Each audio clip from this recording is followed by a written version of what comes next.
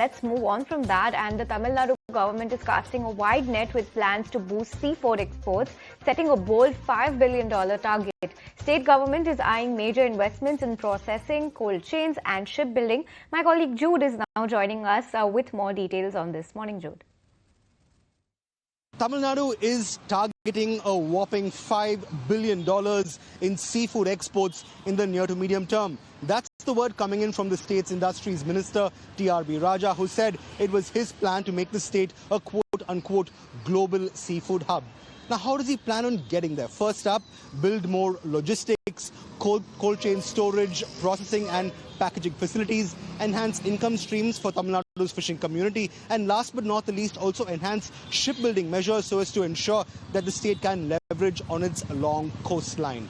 Now, the opportunities and the potential for growth is aplenty. For instance, Tamil Nadu's seafood export numbers have been on a growth trajectory, growing from about $455 million by way of value in FY21 to a whopping $577 million in FY23.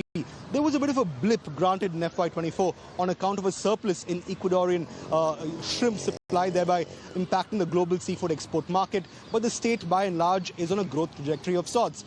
There's also ample growth potential insofar as Tamil Nadu competing with a neighbor like Andhra Pradesh, who has a whopping $7.38 billion in seafood exports. The state is also looking to leverage on its long 1,076-kilometer coastline so as to ensure that seafood operations and fishing operations happen by and large along this coastline itself, so as to ensure that it competes with neighbors like Andhra and even a state like Gujarat that are far ahead in terms of seafood exports are concerned. Remember, Tamil Nadu also exports products like shrimp, cuttlefish, squid and dried fish, with shrimp accounting for 77% of its total seafood exports. However, there are challenges. Remember, the US's reciprocal tariffs mean that there's a 26% tariff on Indian seafood exports, which could potentially impact a $2.5 billion seafood export business, in stark contrast to Ecuador, which is seeing only a 10% tariff imposed on its own seafood exports.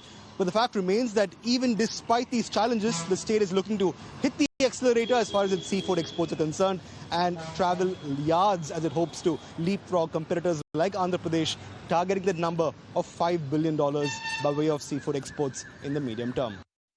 Jude, for getting us that latest on the growth potential of Tamil Nadu.